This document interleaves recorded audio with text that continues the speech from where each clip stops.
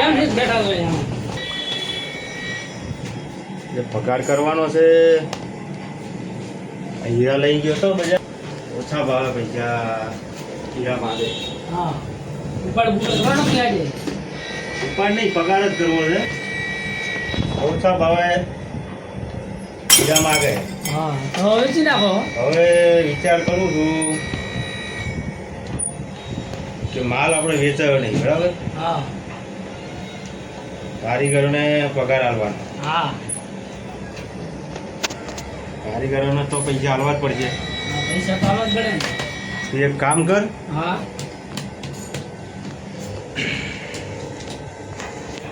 આપણે વ્યાજે પૈસા લઈ આવી, હા કારીગરોનો પગાર કરી નાખ. હા કારીગરને કોઈ તકલીફ પડવી જોઈએ નહીં. એ વાત સાચી. રેડી? Ready ready. હું એક માણસને ફોન કરું, હા તને પૈસા આપશે.